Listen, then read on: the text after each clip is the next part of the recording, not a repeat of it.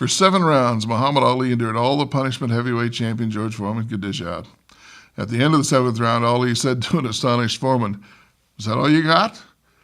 The exhausted Foreman knew he was beaten, and Ali knocked him out in the next round. As Christians, our witnessing knockout punch has been the truth with a capital T. Try that with most people under 40 these days, and they just say, "That's your truth, not mine." Or as Muhammad Ali might have said, "The truth? Is that all you got?" And it's not just those people, non-believers. Not too long ago, I shared this new mindset with a group of Christian parents. I began by saying we were taught that truth was absolute, definite, unchangeable. And then one of the mothers interrupted me and said, "And then we grew up." We grew up. More and more people today share the attitude that believing in absolute truth indicates naivete, ignorance, and immaturity, while rejecting absolute truth demonstrates wisdom and sophistication.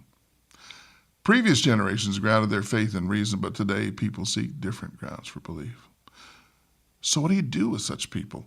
If everyone has their own truth, how is it possible to introduce them to the truth, the way, and the light? Let me share my experience with Tracy, a young woman of about 20. "Why do you worship on Saturday instead of Sunday like everyone else?" she asked. I shared with her how when God's presence rested on the burning bush, he told Moses that the ground was holy. And when God's presence rested on Mount Sinai, that mountain became holy. Then I shared that the Bible says that God rested on the Sabbath and it became holy.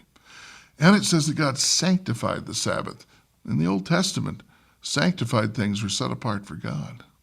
"Yeah," she said. "Okay, so?" You see, all the reasons of the world only go so far with today's audience. So I continued. The way I understand it, God is present on the Sabbath in a special way, and so we can experience his presence on the Sabbath in a way that's just not available on other days. "And do you experience God's presence on that day in a special way?" Tracy asked. There it is. For a postmodern thinker, experience validates truth, not mere logic. Not always, I admitted, but when I do, it's fantastic. Tracy considered a moment, nodded, and said, "I like your Sabbath." And that was the end of it, until several weeks later, Tracy got a new job. And I heard through a common acquaintance that Tracy told her new boss that she couldn't work from 6 p.m. Friday night to 6 p.m. Saturday night because she said, "That's my Sabbath." Now, we could quibble about the definition, but she did choose precisely the same time to begin and end her Sabbath as Joseph Bates originally did. The important thing is that she described it as her Sabbath, her personal truth. You see, the downside to personal truths is that we have to change the way we present the truth. But the upside is that when someone adopts a personal truth, they incorporate it into their lives. And after all, maybe it's good for us to have to rethink and rearticulate our beliefs. Otherwise, we can end up parroting someone else's words instead of sharing our experience. Paul understood that with the emphasis on knowing all the answers, we could forget that we're fallible. In 1 Corinthians 13, Paul reminded us that we know in part and we prophesy in part.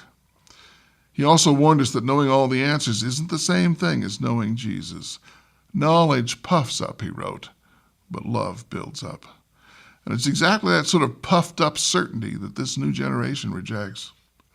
The fact that today's audience rejects the way we presented our faith yesterday reminds us that, like manna, we need to renew our faith every day. Yesterday's manna was a great blessing, yesterday. But yesterday's manna was never intended for use today.